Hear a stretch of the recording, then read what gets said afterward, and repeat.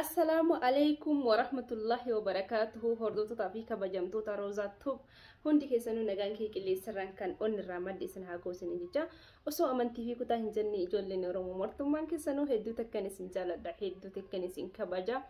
Akkasuma ijoollee amantii biraallee ashama harka fuunee isiniin jecha hedduu isin jaaladha. Osoo amantii fi kutaa hin jenne ijoolleen Oromoo martummaan keessanuu ijatiyaa fi tamirgaatii fi bitaa fi mirgaa jechuudha.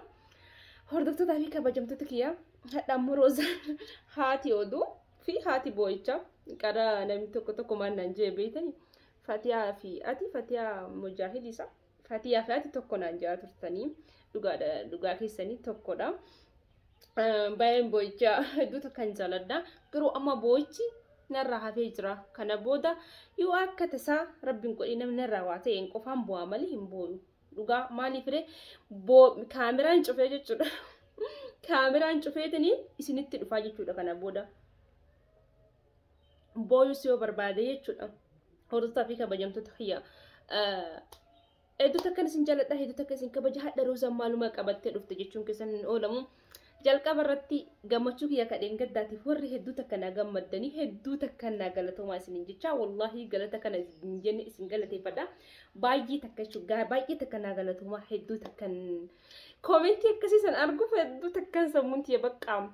Nagartanii bazamoonni kanammoo fataa jedhe yoo erga gaafsaniitiin da'u gammachuu addaa takkan qaba. Alhamdulillah rabbiin kiyya galanni haa gahu. Rabbii kiyya ammallee galanni isaa hin bareeni gammachuu kiyya itti na haa fuufisiisu ni jedha. Akkasuma ijoolleen dhuftanii na jajjabeessitan ijoolleen mana qimaa miidhanii hedduu takkan isin jaaladha, hedduu takkan isin kabaja. Hordoftoota fi kabajamtoota hadha Rozaan wanni isin dhufteef intalattii kuulanii jedhamtu san jechuudha. Intalattii kuulanii jedhamtu san. Intala ilma namaa yoo taate ilmi namaa haga walirra jiruun hangaan umriin osoo hin taane bakka umrii yookiin waan tokko osoo hin taane sammuudhaan yaaduun barbaachisaadha. Namni ilmi namaa tokko jedhee sammuudhaan yaaduun barbaachisaadha. Maaliif isin galee beektanii? Viidiyoo yeroo hedduu sheer natti godhamee ani hin laalle bakka rabbi waan hamaallee yoo taate irraan beeku hin laalu. Maal jira ijoolleen sheer mana irratti godhanii yeroo viidiyoo kana laalu ammootiyyu viidiyoon akkuma rabbi fedhe qaaqa jechuudha. Dhugaadha. Garaanillee walitti fayyuu baannu agaa takka isiin tana isiin shamtu maalii isiin maaliidha isiin takkanaadha maal jedhee isii arrabsees hin beeku. I am sorry my sister. Bismillah yeroo na haasawuun danii waan azaananii waan usaaqaa.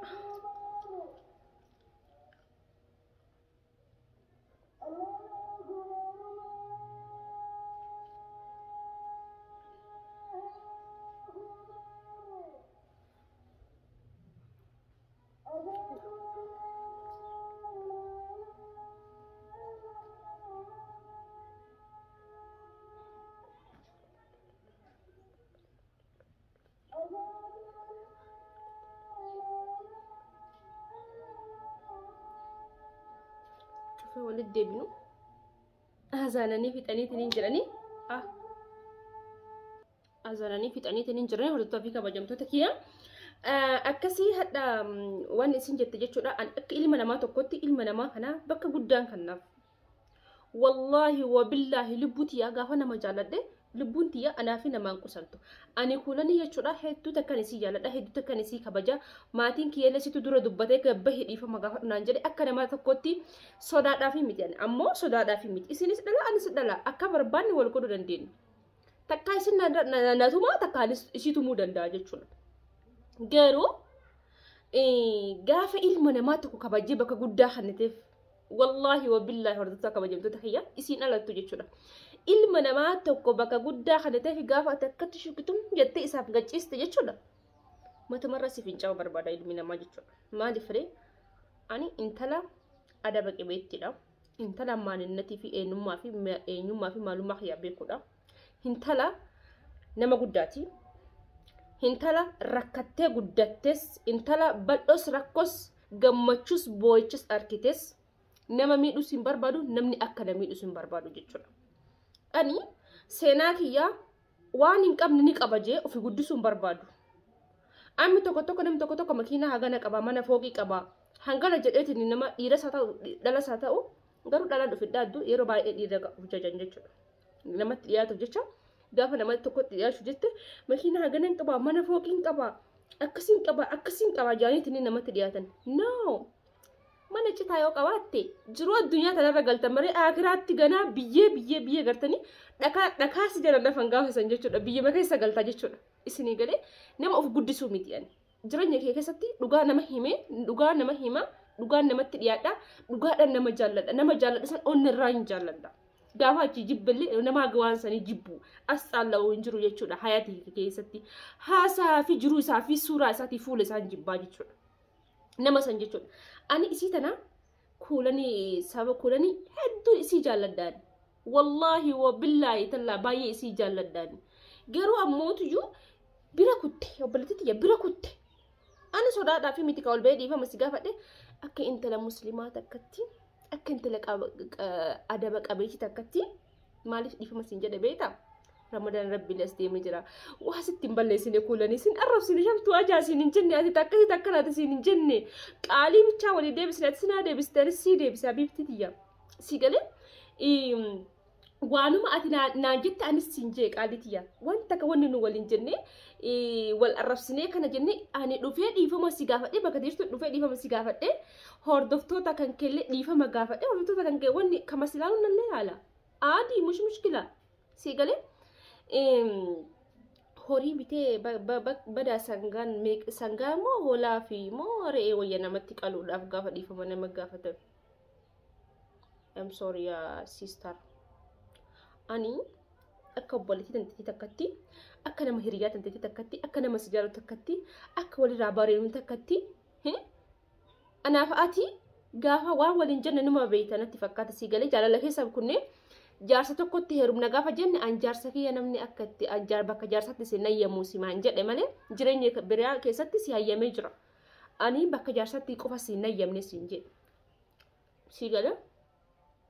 Si hayyamu baadholle na duuba baay'ee jira rakkoon hin jiru. Akkasii kanaafuu hordoftoota fi kabajamtoota kiyya garuu ammootiyyuu gaafa ilma namaa tokko kabajamaa namni isin kabajuu dadhaba. Maaliif dhufee si ilaala maaliif bakka ati jirtu dhufeetiin dhiifama si gaafadhaa obboleettiitti maaliidhaaf maraafuu hordoftoota fi kabajamtoota kiyya maraafuu mee viidiyoo kana ilaalee walitti haa deebinu.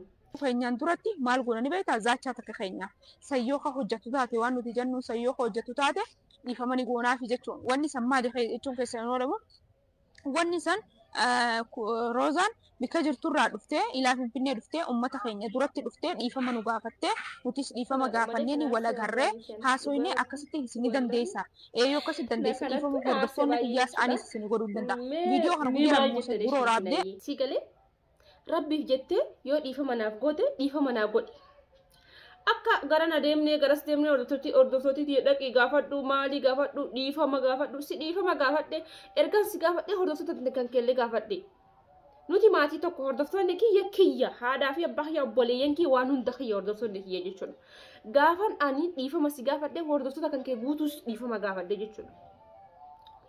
Jechuun namni yoo araarama dhiifama hin barbaanne si hiika gaafa yoo milqiyaamaatti naa qabamu gara kiyyaan dhiifama siif godheetiin hin jira akka intala muslimaa takkatti dhiifama siif godhe jira amantii barbaadame keessattuu gaafa namni dhiifama walii godhe bakka dhiifama sanirra namni dabre innu muslimaa miti jechuudha amantiin qabu jechuudha kamiyyuu taanaan jechuudha dhiifama irra namni tare jechuudha garuu ammoo sintiin baddallee si maalii hin goone suuraa kan kee gassin garagalchine si waan takka sin goone waliin tumne waliin arrabsine ahaleef adii kenna maqaan dooyine fi kennaa walollee mire nama tokko waan namni nama maqaa dooyine jira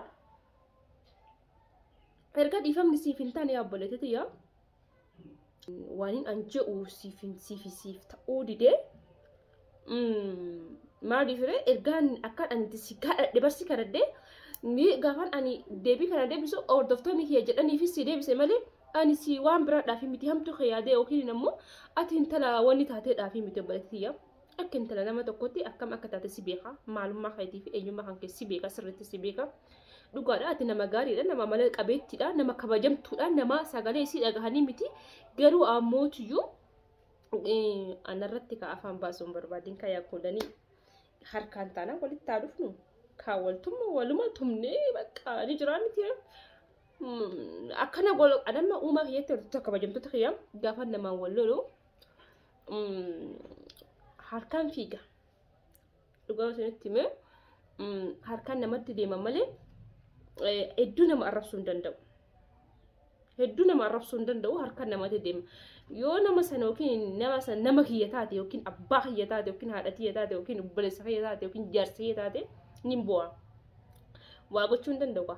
Maaliif dhumuus hin danda'u dha'uus hin danda'u waa gochuu waan hin danda'eef ni bu'a. Garuu obboleeyyan kee yoo taate garuu anumatti hangafa haga tokko dhiiruma namarra jira nama tumanii wal tumuu dandeenya.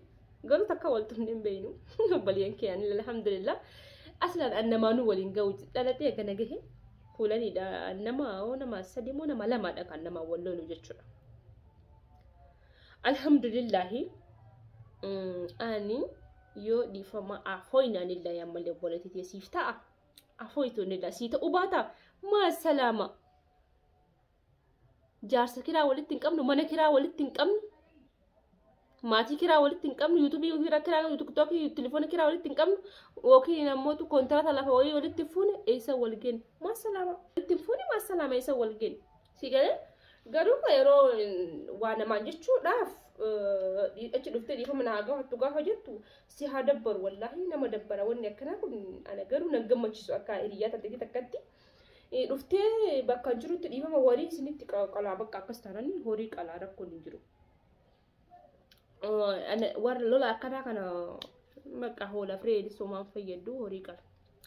I am sorry my sister. Ishi waan akkana kana keessa jiru.